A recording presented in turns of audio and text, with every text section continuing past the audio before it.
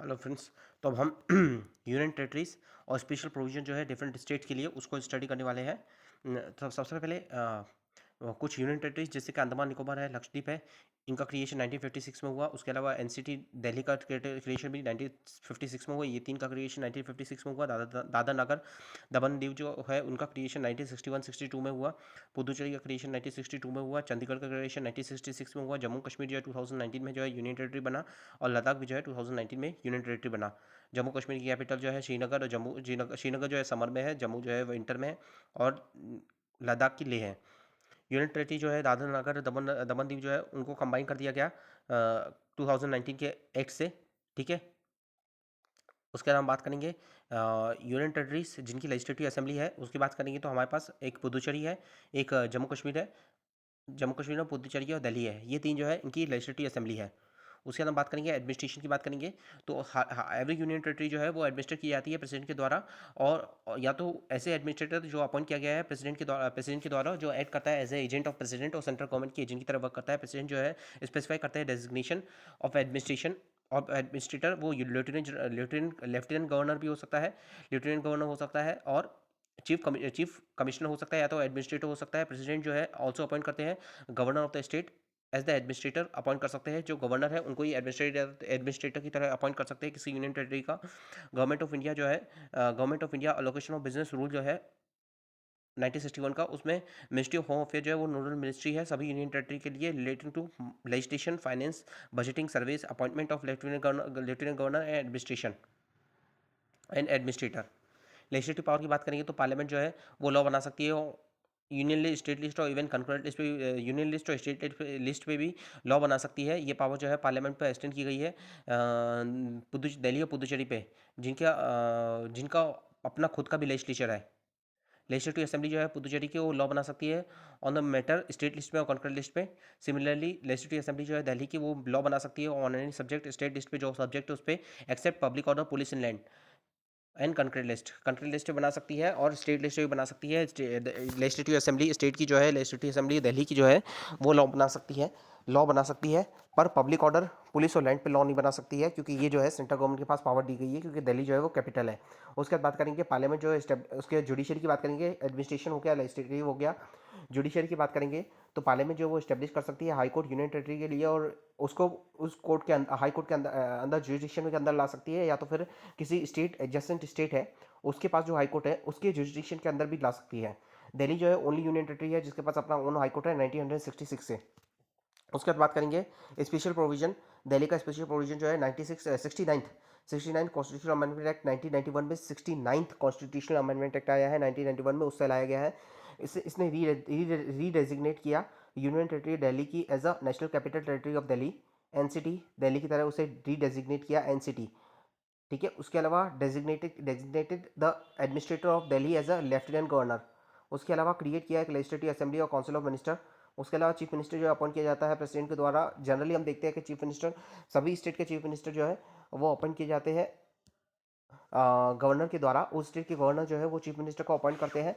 पर lieutenant governor Delhi के case में जो है चीफ मिनिस्टर जो है वो लेफ्टिनेंट गवर्नर अपॉइंट नहीं करते हैं।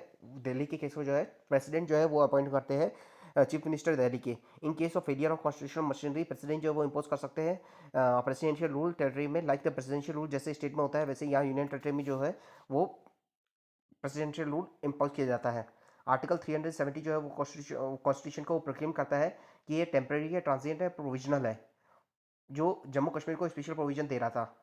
As per the article 370 centre needed the state government concurrence to apply the law except in defence, foreign affair, finance and communication. ये चार मैटर जो है वो सेंटर के पास थे, बाकी सब जो है स्टेट के पास थे। Also the state resident lived under the separate set of laws such as those related to citizenship, ownership of the property, separate penal code and fundamental rights as compared to other citizen।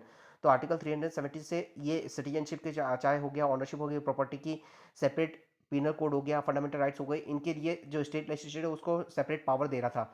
फिर 5 August 2019 के अंदर president of India ने propose किया constitution application to Jammu and Kashmir order 2019, जिसने state किया कि provision जो Indian constitution के वो अप्लीकेबल होंगे जम्मू कश्मीर पे। जम्मू कश्मीर रीऑर्गेनाइजेशन एक्ट आया 2019 का, वो पास किया गया पार्लियामेंट के द्वारा, जिसने रीऑर्गेनाइज किया जम्मू कश्मीर को इनटू 2 यूनियन टेरिटरी। एक तो जम्मू कश्मीर जो है division with the legislative assembly और यूनियन टेरिटरी ऑफ लद्दाख, जिसके पास लेजिस्लेटिव असेंबली नहीं है। JNK, Jammu Kashmir, after before August 5 August 2019 कैसा था और आफ्टर 5 अगस्त 2019 कैसा है। तो एक पहले स्पेशल स्टेटस था इसके पास, अब कोई स्पेशल स्टेटस नहीं। पहले ड्यूअल सिटीजनशिप थी, अब सिंगल सिटीजनशिप। पहले सेपरेट फ्लैग था, अब कोई सेपरेट फ्लैग नहीं। ठीक है, कोई रिजर्वेशन नहीं था माइनॉरिटी के लिए, जैसे कि हिंदू और सिख के लिए। अब माइनॉरिटी एलिजिबल है, 16% रिजर्वेशन। इंडिया जो है from other state can not, Indians from other state यहाँ बाई प्रॉपर्टी बाई नहीं कर सकते थे। ऑल इंडियंस जो है वो बाई कर सकते हैं, सेल कर सकते हैं प्रॉपर्टी। जम्मू कश्मीर में RT एप्लीकेबल नहीं था, अब RT एप्लीकेबल है। ड्यूरेशन जो है लेजिस्लेटिव असेंबली का 6 ईयर था, अब 5 ईयर है। वुमेन जो है जम्मू कश्मीर की मैरी करती थी अगर पर्सन फ्रॉम आउटसाइड स्टेट, तो वो सिटीजनशिप लूज कर देती थी जम्मू कश्मीर की। अब ऐसा नहीं होगा, वो रिटेन करेंगे citizenship even after marriage, like any like other part of India. Women will retain citizenship. ठीक है, और राइट टू एजुकेशन जो है वो अप्लीकेबल नहीं था चिल्ड्रन के लिए। Right to education for children जो है वो अप्लीकेबल नहीं था। अब चिल्ड्रन जो है broad children broad on the right to education at par with the resident of the country as the with the rest of the country. तो right to education for children जो है ये implement हो गए यहाँ भी। उसके बाद बात करेंगे स्पेशल प्रोविजन कुछ अदर स्टेट के लिए। तो आर्टिकल 371 से 71 जे के लिए कंटेन करता है स्पेशल प्रोविजन कुछ सर्टेन स्टेट के लिए मीट करने के लिए वेरियस एस्पिरेशन और इंटरेस्ट जो है लोकल पीपल की। को no special provision of the state जो है ओरिजिनल कॉन्स्टिट्यूशन में नहीं था, ये इंकॉर्पोरेट किया गया वेरियस अमेंडमेंट से। आर्टिकल 371 जो है वो 371 जो है वो महाराष्ट्र और गुजरात के लिए है। प्रेसिडेंट ये ऑथराइज करता है प्रेसिडेंट को प्रोवाइड करके गवर्नर जो है महाराष्ट्र को और गवर्नर ऑफ द गुजरात जो है उनका स्पेशल रिस्पॉन्सिबिलिटी होगी डेवलपमेंट विदर्भा का, मराठवाड़ा का और रेस्ट ऑफ द महाराष्ट्र का, सौराष्ट्र का, कच्छ का और रेस्ट ऑफ द गुजरात का। तो ये गुजरात और महाराष्ट्र के लिए 371 हो गया। 371A जो है वो नागालैंड के लिए है, नागालैंड के लिए 371A। ये एक्ट जो है पार्लियामेंट का वो अप्लाई नहीं होगा नागालैंड में जब तक स्टेट लेजिस्लेटिव असेंबली जो है डिसाइड नहीं करती। अगर वो मैटर सोशो रिलीजियस प्रैक्टिस से, कस्टमरी लॉ एंड प्रोसीजर से रिलेटेड है, administration of law and civil and criminal justice involving the decision related to Naga customary law, और उसके अलावा ऑनरशिप और ट्रांसफर ऑफ लैंड और उसके रिसोर्स। तो गवर्नर ऑफ नागालैंड जो है उसका स्पेशल रिस्पॉन्सिबिलिटी है with respect to law and order के लिए in the state of Nagaland so long as the internal disturbance occurring in the Naga hill Tuensang area. Tuensang area में अगर कोई इशू है तो उससे रिलेटेड गवर्नर के पास स्पेशल पावर है। उसके अलावा इस्टेब्लिशमेंट हुआ है रीजनल काउंसिल का, जो कंसिस्ट करती है 35 मेंबर्स से कंसिस्ट करती है ट्वेंसांग डिस्ट्रिक्ट में एडमिनिस्ट्रेशन के लिए। ठीक है, उसके अलावा आसाम की बात करेंगे तो 371B आसाम के लिए एम्पावर करता है प्रेसिडेंट को, प्रोवाइड करना है क्रिएशन होगा committee of Assam legislative assembly, जो कंसिस्ट करेगी मेंबर जो इलेक्टेड है ट्राइबल एरिया जो है स्टेट के उससे, और such as the member as the president में स्पेसिफाई। तो ये प्रेसिडेंट के पास आसाम के लिए पावर है।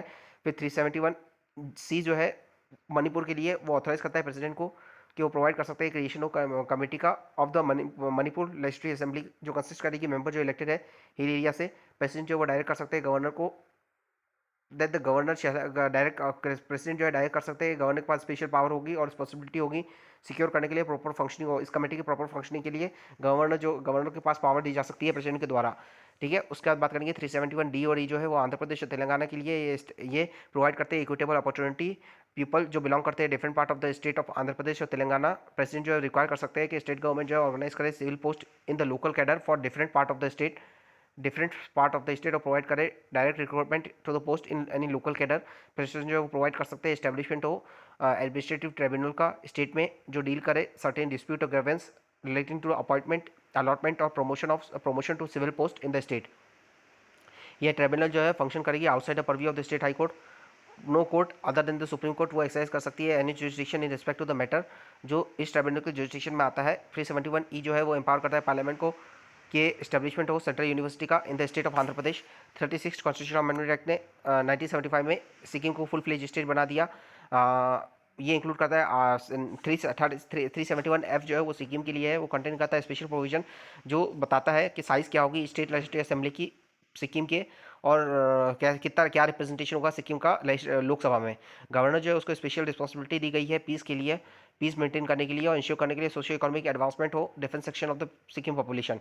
उसके बाद जी जो है 371G वो मिजोरम के लिए है, तो एक्ट जो है एक्ट ऑफ द पार्लियामेंट वो अप्लाई नहीं करेगा मिजोरम में अनलेस स्टेट लेजिस्लेटिव असेंबली जो वो डिसाइड करती है।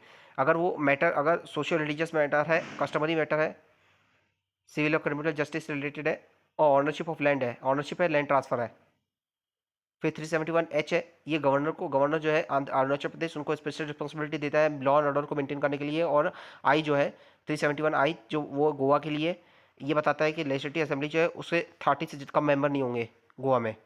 फिर कर्नाटका की बात करेंगे तो 371J जो है वो कर्नाटका से रिलेटेड है। तो प्रेसिडेंट जो है वो एम्पावर्ड है कि वो प्रोवाइड कर सकते हैं, गवर्नर ऑफ द कर्नाटका उनका स्पेशल रिस्पॉन्सिबिलिटी होगी इस्टेब्लिश करने के लिए separate development board Hyderabad Karnataka region के लिए, इक्विटेबल एलोकेशन होगा फंड का डेवलपमेंट एक्सपेंडिचर के लिए वो द रीजन। और रिजर्वेशन सीट होगी, रिजर्वेशन होगी सीट में, रिजर्वेशन होगा एजुकेशन और वोकेशनल ट्रेनिंग इंस्टीट्यूशन जो है वहाँ in the region for the student जो बिलोंग करते हैं उसी रीजन से जो बिलोंग करते हैं उनके लिए रिजर्वेशन का स्पेशल प्रोविजन दिया जा सकता है। उसके बाद हम बात करेंगे लोकल सेल्फ गवर्नमेंट की बात करेंगे। तो कॉन्सेप्ट जो है लोकल सेल्फ गवर्नमेंट का, तो लोकल गवर्नमेंट जो है वो गवर्नमेंट है विलेज लेवल पे और डिस्ट्रिक्ट लेवल पे। ये government closest to the closest है, कॉमन पीपल के क्लोजेस्ट है। ये बेस्ड है एजम्पशन पे कि लोकल नॉलेज और लोकल इंटरेस्ट जो है वो एसेंशियल कंपोनेंट है डेमोक्रेटिक डिसीजन मेकिंग के लिए, लोकल नॉलेज और लोकल इंटरेस्ट। ये अचीव करने ये इसका एम है अचीव करना एफिशिएंट एडमिनिस्ट्रेशन। लोकल पीपल जो है वो वेरी एफिशिएंट हो सकते हैं, वेल इंटरेक्ट कर सकते हैं लोकल गवर्नमेंट से। आप रेज कर सकते हैं अपने कंसर्न को और अचीव कर सकते हैं solution by themselves being the part of decision making process. या लोकल पीपल जो है वो डिसीजन मेकिंग में पार्ट होते हैं, अपनी ग्रीवेंस को इजीली रिजॉल्व कर सकते हैं। हिस्टोरिकल पर्सपेक्टिव बात करेंगे तो एंशियंट इंडिया में ग्रामीण था, इंपॉर्टेंट विलेज फंक्शनिंग था विलेज में। उसके अलावा सभा थी, असेंबली थी डिस्कस करने के लिए एग्रीकल्चर मैटर को, समिति थी जो डील करती थी पॉलिसी डिसीजन और पॉलिटिकल मैटर और पॉलिसी डिसीजन से डील करती थी समिति। तो ग्रामीणी सभा और समिति। मेडिवल इंडिया में बात करेंगे तो मार्क्ड सेंट्रलाइजेशन हुआ लीडरशिप का और डिक्लाइन किया लोकल गवर्नेंस में। हाउएवर जो है however the hands of the administration reached only to the district level, the village community continue to exist. ठीक है, concentration of power district level तक कंसंट्रेशन ऑफ पावर हुआ पर विलेज कम्युनिटीज जो है वो कंटिन्यू टू एग्जिस्ट रही। Centre की पावर जो है उनका कंसंट्रेशन जो है डिस्ट्रिक्ट लेवल तक हुआ पर विलेज में जो डिसेंट्रलाइज गवर्नेंस थी वो अभी तक एग्जिस्ट कर रही थी मिडिवल एज में भी। फिर ब्रिटिश एरिया में बात करेंगे तो मेयर रिजोल्यूशन आया 1870 में जिसने इम्पेटस दिया, फिलिप दिया। डेवलपमेंट हुआ लोकल इंस्टीट्यूशन का जिसने इनलाज किया पावर और रिस्पॉन्सिबिलिटी, लोकल इंस्टीट्यूशन की पावर और रिस्पॉन्सिबिलिटी को इनलाज किया। फिर बंगाल विलेज चौकीदारी एक्ट आया, बंगाल विलेज चौकीदारी एक्ट आया 1870 में। इसने एम्पावर किया डिस्ट्रिक्ट मजिस्ट्रेट को कॉन्स्टिट्यूट करने के लिए पंचायत किसी विलेज में। फिर रिजोल्यूशन आया लोकल सेल्फ गवर्नमेंट का, लॉर्ड रिपन रिजोल्यूशन जिसे हम कहते हैं, जो इंटेंट करता था बिल्ड करना है लोकल सेल्फ गवर्नमेंट इंस्टीट्यूशन। ठीक है, उसके बाद मॉर्ले मिंटो रिफॉर्म आया 1909 का जिसने इनकॉर्पोरेट किया recommendation royal commission of decentralisation की रिकमेंडेशन को इसने इनकॉर्पोरेट किया जिससे इनलार्जमेंट हुआ of the election process of local self government structure in India. फिर मॉन्टेगो चेम्सफोर्ड रिफॉर्म आया 1919 में 1990 में जिसने इंट्रोड्यूस किया डायर की, जहाँ रिस्पॉन्सिबिलिटी जो है लोकल गवर्नमेंट की वो वॉज गिवन टू मिनिस्टर्स। ठीक है, उसके बाद बात करेंगे पंचायती राज का टाइमलाइन इंडिया में। तो 1882 में लोकल सेल्फ गवर्नमेंट जो है 1882 में लोकल सेल्फ गवर्नमेंट रेजोल्यूशन आया, रिपन रेजोल्यूशन कहते हैं। 1919 में मॉन्टेगो चेम्सफोर्ड रिफॉर्म आया। 1938 में अवध में एक्सपेरिमेंट हुआ। 1940 में आर्टिकल 40 जो है इंडियन कॉन्स्टिट्यूशन का उसका बेस रखा गया। 1957 में बलवंत राय मेहता कमेटी राजस्थान जो है फर्स्ट स्टेट बना अडॉप्ट करने के लिए पंचायत राज इंस्टीट्यूशन 1957 में। फिर जीवी के राव कमेटी 1985 में और 1986 में एलएम सिंघवी कमेटी और 1992 में 73rd और 74th कॉन्स्टिट्यूशनल अमेंडमेंट एक्ट आया। तो ऐसे इवोल्यूशन हुआ है पंचायती राज इंस्टीट्यूशन का इंडिया में। फिर मेजर सोर्स और कमिटीज़ की बात करें प्रोविजन, तो कॉन्स्टिट्यूशन ऑफ इंडिया आर्टिकल 40 के अंदर लोकल सेल्फ गवर्नमेंट की बात करता है। लोकल गवर्नमेंट जो है वो स्टेट सब्जेक्ट है। 73rd और 74th कॉन्स्टिट्यूशनल अमेंडमेंट एक्ट ने से कॉन्स्टिट्यूशनल स्टेटस दिया। बलवंत राय मेहता कमेटी आई, इसने एग्जामिन किया नेशनल एक्सटेंशन सर्विस और कम्युनिटी डेवलपमेंट प्रोग्राम। इसके लिए बलवंत राय मेहता कमेटी सेटअप की गई थी 1957 में। ये कमेटी ने रिकमेंड किया कि डेमोक्रेटिक डिसेंट्रलाइजेशन होना चाहिए थ्री टीयर पे, क्योंकि इसका नाम में बलवंत राय मेहता तीन वर्ड्स है। तो थ्री टीयर गवर्नमेंट, तीन वर्ड्स, थ्री टीयर गवर्नमेंट याद रखना है। जहाँ डायरेक्टली थ्री टीयर गवर्नमेंट जहाँ डायरेक्टली इलेक्टेड मेंबर होंगे, विलेज लेवल पर डायरेक्टली इलेक्टेड मेंबर होंगे। राजस्थान जो है फर्स्ट स्टेट बना अडॉप्ट करने के लिए। फिर अशोक मेहता कमेटी आई जो पंचायत थ्री टीयर पे थी, थ्री टीयर पंचायत राज इंस्टीट्यूशन थ्री टीयर थी, उसको इन्होंने कहा कि टू टीयर होना चाहिए। ठीक है, जिला परिषद डिस्ट्रिक्ट लेवल पे और मंडल पंचायत उसके नीचे, जिला और मंडल कमेटी जो है उसने ऑल्सो रिकमेंड किया न्याय पंचायत को उसने ऑल्सो रिकमेंड किया। तो अशोक मेहता न्याय पंचायत। फिर जीवी के राव, इसने ये कमेटी ने रिकमेंड किया कि रिड्यूस करना है development role of the district collector and give major role, तो पीआरआई को मेजर रोल देना है। पोस्ट जो है डिस्ट्रिक्ट डेवलपमेंट कमिश्नर की क्रिएट की गई, तो डीडीसी डिस्ट्रिक्ट डेवलपमेंट कमिश्नर की पोस्ट क्रिएट की गई।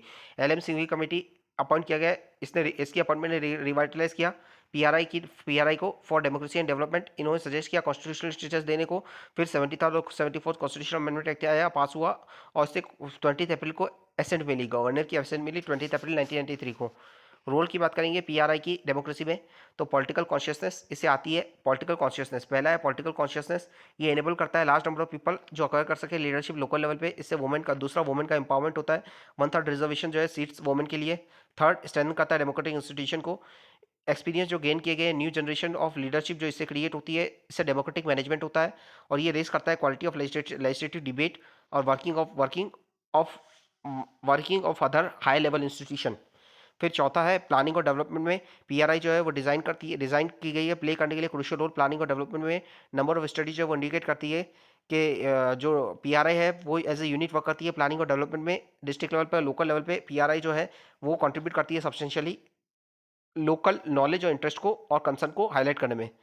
फिर बात करेंगे पांचवा जो है गिव करती है, वॉइस देती है, लोकल डिमांड को वॉइस देती है। पीआरआई जो है वो कनेक्ट करती है कनेक्टिंग लिंक है between parliament and state legislature on the one hand, on local bodies on the other hand. जो रिस्पेक्टिव मेंबर है वो एक्सचेंज करते हैं views on the objective of plan and it's priorities. छठवां बात करेंगे तो executive institution certain civic function जो है जैसे कि रूरल सैनिटेशन हो गया, पब्लिक हेल्थ हो गया, स्ट्रीट लाइट हो गया, drinking water supply, maintenance village road का, कन्वर्ट्स का, मैनेजमेंट है प्राइमरी सेकेंडरी एजुकेशन का, ये कैरी आउट किया जाता है पीआरआई के द्वारा, तो ये एग्जीक्यूटिव फंक्शन भी इसका परफॉर्म करती है। उसके अलावा सातवां बात करेंगे तो ये ब्रेक करती है, हायर की ब्रेक करती है। पंचायत या इंस्टीट्यूशन जो है पावरफुल टूल है जहाँ कास्ट और लोकल इंटरेस्ट जो है वो इंटरेक्ट करते हैं, क्लैश कंप्रोमाइज और अराइव, और क्लैश होता है कंप्रोमाइज होता है और अराइव करते हैं common understanding on various issues पे कॉमन अंडरस्टैंडिंग आती है।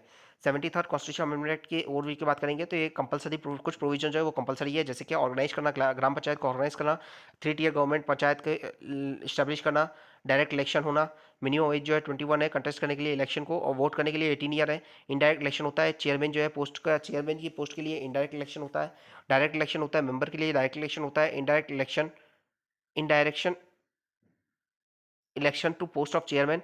उसके अलावा रिजर्वेशन होती है सीट्स की एससी एसटी के लिए in proportion to population, reservation होती है सीट्स वुमेन के लिए।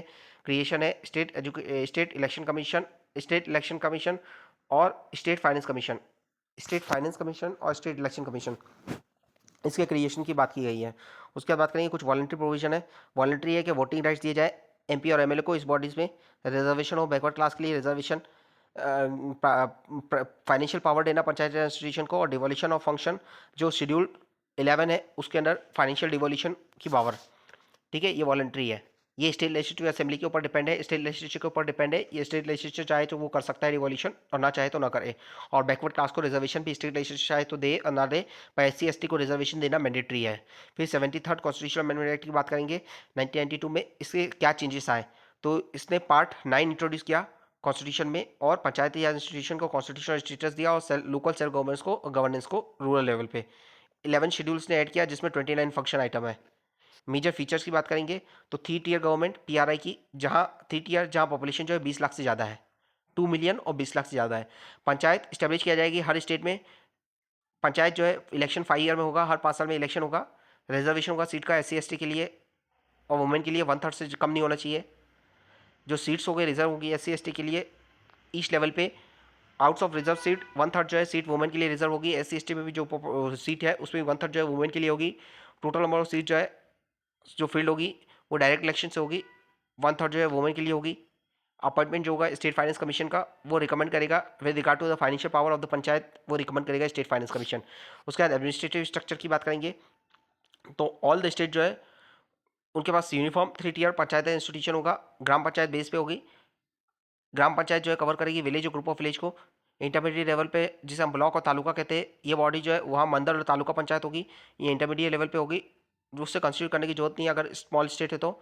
एपेक्स लेवल की जिला पंचायत होगी, ये entire rural area of the district को कवर करेगी। अमेंडमेंट ऑल्सो मेड, ये प्रोविजन ग्राम सभा क्रिएशन होगा, ग्राम सभा का क्रिएशन जो है मैंडेटरी है। ग्राम सभा जो है उसमें सभी एडल्ट मेंबर होंगे जो रजिस्टर्ड है as voter in the panchayat area. इसका रोल फंक्शन जो है स्टेट लेजिस्लेचर डिसाइड करेगा। इलेक्शन की बात करेंगे, पीआरआई की इलेक्शन की बात करेंगे तो 3 लेवल ऑफ पीआरआई है, जहां पीपल जो है डायरेक्टली इलेक्ट करेंगे। 3 लेवल ऑफ पंचायत इंस्टीट्यूशन जहां इलेक्शन जो है डायरेक्ट इलेक्शन होगा। टर्म जो है ईच पंचायत बॉडी 5 साल के लिए होगी।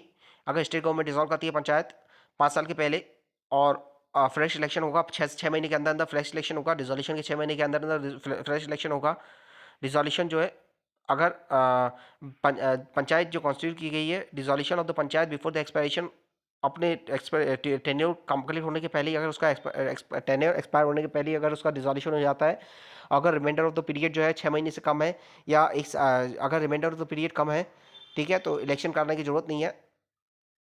और अगर रिमाइंडर ऑफ द पीरियड जो है 1 साल से ज़्यादा है, तो 6 महीने तक ही वो जो है जो बॉडी 6 महीने के अंदर अंदर इलेक्शन हो जाना चाहिए।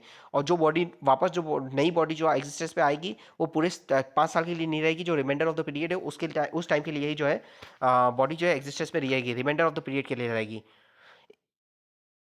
एक पर्सन जो 21 साल का है वो क्वालिफाइड है कंटेस्ट करने के लिए इलेक्शन। लोकसभा के केस में 25 साल है, इसके केस में 21 साल है।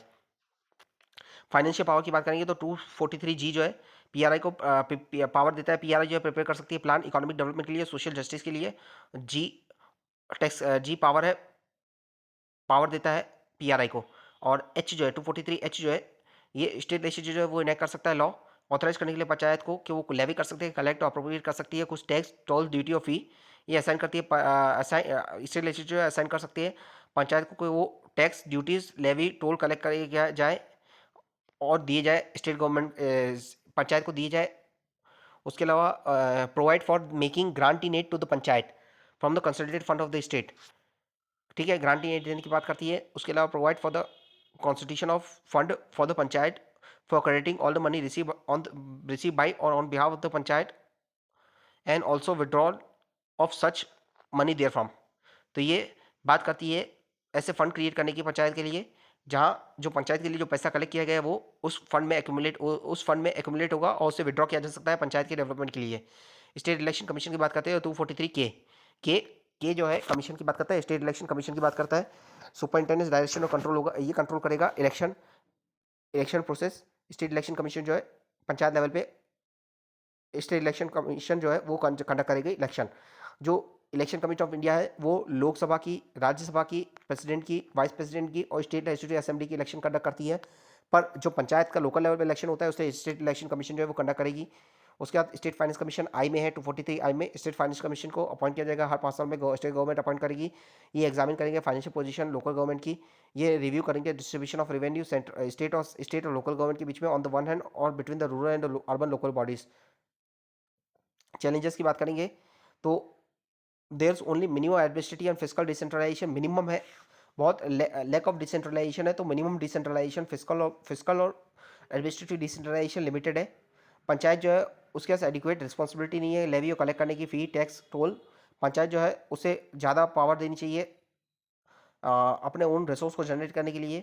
रिकमेंडेशन जो है फाइनेंस कमीशन की पार्शियली एक्सेप्ट की जाती है या हाफ हार्टेडली एक्सेप्ट की जाती है, तो ऐसा नहीं होना चाहिए।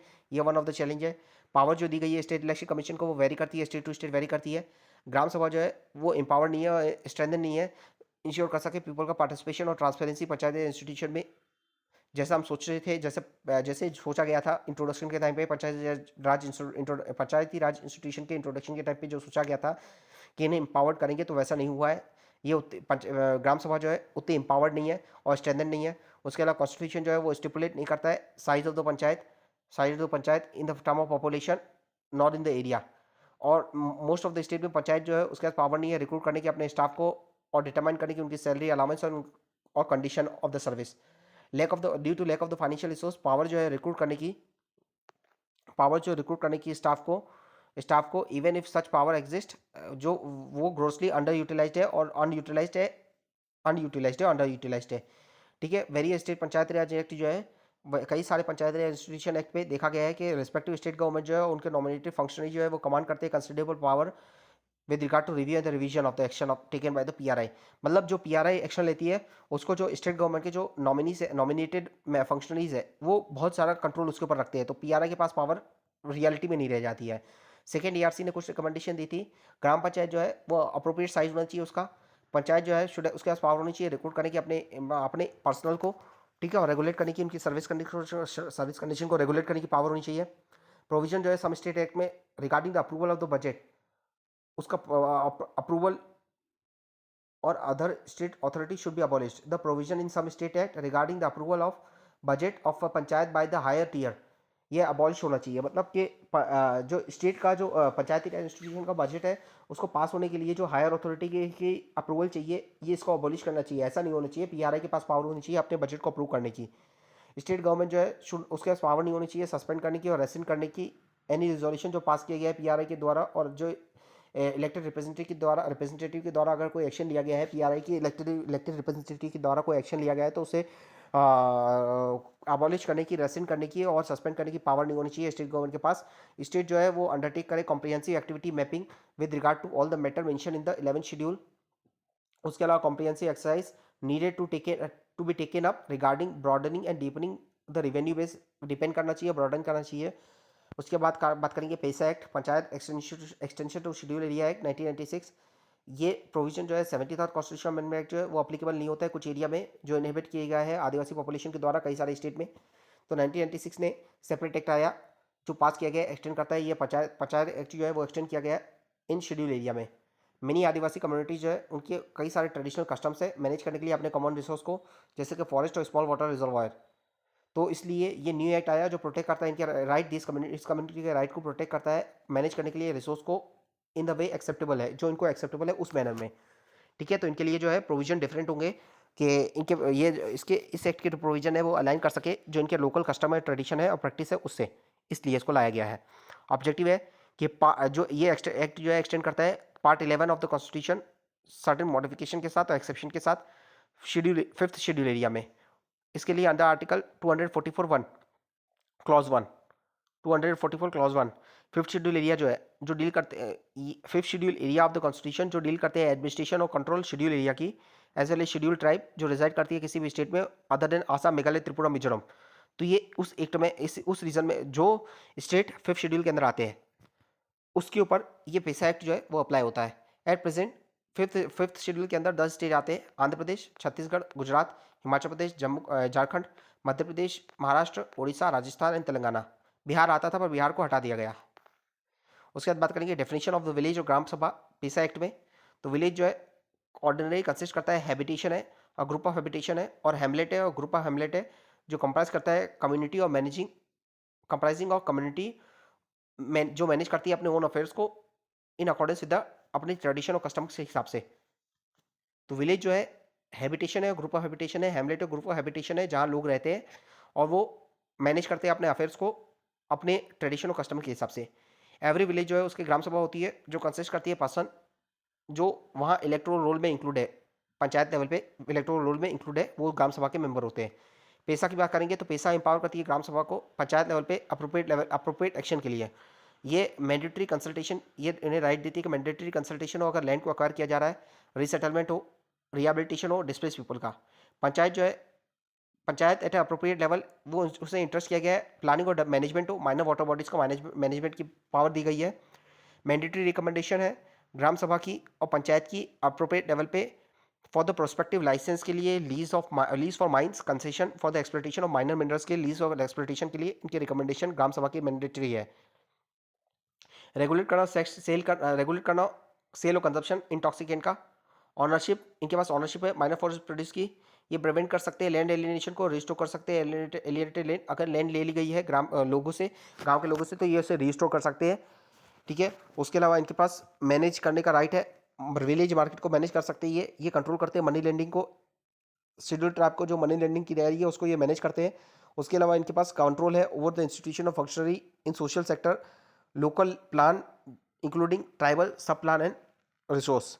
इंपॉर्टेंस क्या है पैसा की, panchayat extension to schedule area, इसकी इंपॉर्टेंस तो ये एनहांस करेगा पीपल का पार्टिसिपेशन डिसीजन मेकिंग में, रिड्यूस करेगा लैंड एलियनेशन और एलिनेशन, ट्राइबल एलिनेशन को, इससे बेटर कंट्रोल आएगा रिसोर्स की यूटिलाइजेशन में, पब्लिक रिसोर्स की यूटिलाइजेशन में ट्राइबल का कंट्रोल आएगा। ये रिड्यूस करेगा पॉवर्टी और आउट माइग्रेशन ट्राइबल पीपल का। ठीक है, और मैनेजमेंट ट्राइबल पीपल जो है मैनेज करेंगे अपने नेचुरल रिसोर्स को, इंप्रूव होगा उनकी लाइवलीहुड और इनकम, इससे मिनिमाइज होगा एक्सप्लोटेशन ट्राइबल पॉपुलेशन का, और उससे इनका कंट्रोल और ये जो है एम्पावर करता है कि ग्राम सभा जो है रेगुलेट करेगी मनी लेंडिंग को, कंजप्शन और सेल लिकर का, और मार्केट को, विलेज मार्केट को भी रेगुलेट कर सकते हैं। ये इफेक्टिव इंप्लीमेंटेशन जो है पैसा का वो चेक करेगा, इलीगल लैंड एलिनेशन और रिस्टोर करेगा, अनलॉफुली एलिनेटेड जो है ट्राइबल लैंड का अनलॉफुल एलिनेशन जो हुआ है उसे रिस्टोर करेगा। एंड मोस्ट इंपॉर्टेंटली पैसे जो है वो प्रमोट करता है कल्चर हेरिटेज को, प्रिजर्व करता है tradition, customs, culture identity tribal population की। फिर फॉरेस्ट राइट एक्ट है 2006 का, ये मिनिस्ट्री ऑफ ट्राइबल अफेयर्स के अंदर आता है। ये अंडू करना है जो हिस्टोरिकल इनजस्टिस हुई है फॉरेस्ट ड्वेलिंग कम्युनिटीज के अगेंस्ट, जो इंजस्टिस हुए उसे ये इंश्योर करता है कि लैंड टेन्योर, लाइवलीहुड और फूड सिक्योरिटी दी जाएगी फॉरेस्ट ड्वेलिंग शेड्यूल ट्राइब्स को, अदर ट्रेडिशनल फॉरेस्ट ड्वेलर को। ये स्ट्रेंथन करता है कंजर्वेशन रिजीम को फॉरेस्ट की, including the responsibility and authority on forest right holders. ये इंश्योर करता है सस्टेनेबल यूज हो, कंजर्वेशन हो बायोडाइवर्सिटी का, मेंटेनेंस हो, ecological maintenance of ecological balance. ये ऑब्जेक्टिव है। फिर राइट्स क्या क्या दिए गए हैं फॉरेस्ट राइट के अंदर, तो ये टाइटल राइट देता है, ऑनरशिप होगी लैंड की ट्राइबल पीपल के पास 4 हेक्टेयर तक की लैंड के लिए। यूज राइट देता है, टाइटल राइट देता है, यूज राइट देता है। ये प्रोड्यूस फॉरेस्ट कंट्रोल करेंगे माइनर फॉरेस्ट प्रोड्यूस को, ग्रेजिंग एरिया को, पास्टोरल रूट्स को। उसके अलावा इनके पास रिलीफ एंड डेवलपमेंट का राइट है, रिहेबिलिटेशन का इन केस ऑफ एविक्शन। उसके बाद फॉरेस्ट मैनेजमेंट राइट है, तो प्रोटेक्ट करना है फॉरेस्ट को, वाइल्ड लाइफ को। तो इनके पास 4 राइट है, एक तो title right, use right, relief right and forest management right. तो FURT forest management right, utilisation right, relief and resettlement right, और T से है टाइटल राइट। तो FURT फर्ट राइट है इनके पास, और या फिर टर्फ राइट TURF। तो टाइटल है, यूटिलाइजेशन है, रिलीफ है और फॉरेस्ट मैनेजमेंट राइट है। तो इनके पास 4 राइट है। उसके बाद एलिजिबिलिटी की बात करेंगे, जो रिजाइड करते हैं फॉरेस्ट में, जो डिपेंड करते हैं अपने फॉरेस्ट पे लाइवलीहुड के लिए अपनी, अगर ट्राइबल पॉपुलेशन है और रिजाइड कर रहे हैं 75 ईयर्स से ज़्यादा फॉरेस्ट में, तो उनके पास ये राइट होंगे। 3 जनरेशन 75 ईयर्स। रोल क्या है ग्राम सभा का? ग्राम सभा डिसाइड करेगी कि रिसोर्स का, gram sabha to decide whose rights to which resource should be recognised. कौन कौन से किन किन लोगों के राइट्स रिकॉग्नाइज करने की ग्राम सभा डिसाइड करेगी। ग्राम सभा जो है वो रिजोल्यूशन पास करेगी इसके लिए। रिजोल्यूशन जो है वो स्क्रीन किया जाएगा, अप्रूव किया जाएगा हाई लेवल इंस्टीट्यूशन के द्वारा, सब डिवीजन और डिस्ट्रिक्ट लेवल पे। स्क्रीनिंग कमेटी जो है 3 गवर्नमेंट ऑफिशियल होंगे, उस पर 3 इलेक्टेड मेंबर होंगे, लोकल बॉडीज के 3 मेंबर होंगे लोकल लेवल पे। सिग्निफिकेंस की बात करेंगे तो फॉरेस्ट राइट एक्ट जो है for the first time forest right जो है रिकॉग्नाइज करता है, सिक्योर करता है कम्युनिटी राइट्स को। कम्युनिटी राइट और right over the common property resource जो है उसके ऊपर उसके ऊपर लोगों का राइट होगा। इंडिविजुअल राइट भी है, कम्युनिटी राइट की बात करता है। डिस्प्यूटेड लैंड पे भी कम्युनिटी राइट होगा। राइट ऑफ रीसेटलमेंट है और कन्वर्जन जो होगा फॉरेस्ट विलेज का, ओल्ड हैबिटेशन का, अनसर्वेड विलेज का और अदर विलेज का इन forest into revenue village. Right है प्रोटेक्ट करना है, रीजनरेट करना है, कंजर्व करना है, मैनेज करना है कम्युनिटी फॉरेस्ट रिसोर्स को, जहाँ कम्युनिटी को ट्रेडिशनली प्रोटेक्टिंग और कंजर्विंग राइट दिया गया है सस्टेनेबल यूज के लिए। ये राइट देता है इंटेलेक्चुअल प्रॉपर्टी का और ट्रेडिशनल नॉलेज का, बायोडाइवर्सिटी और कल्चर डाइवर्सिटी के regarding. Right of displace community का राइट है, राइट ओवर डेवलपमेंट एक्टिविटीज़।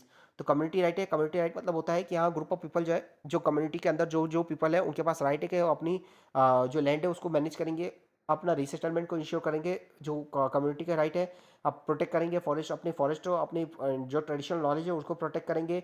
जो डिस्प्लेस पीपल है उनकी जो राइट्स है उनको प्रोटेक्ट किया जाएगा कम्युनिटी राइट के अंदर, और डेवलपमेंटल एक्टिविटीज़ को इंश्योर किया जाएगा। तो ये है फॉरेस्ट राइट एक्ट का सिग्निफिकेंस, कि कम्युनिटी राइट देता है। कम्युनिटी राइट के अंदर कम्युनिटी राइट जो है कम्युनिटी राइट जो है ये कॉमन रिसोर्स प्रॉपर्टी है, उसको एम्पावर वो करने के लिए, एग्जीक्यूट करने के लिए और एम्पावर करने के लिए। ये हमारा हो गया पंचायती राज इंस्टीट्यूशन भी कंप्लीट।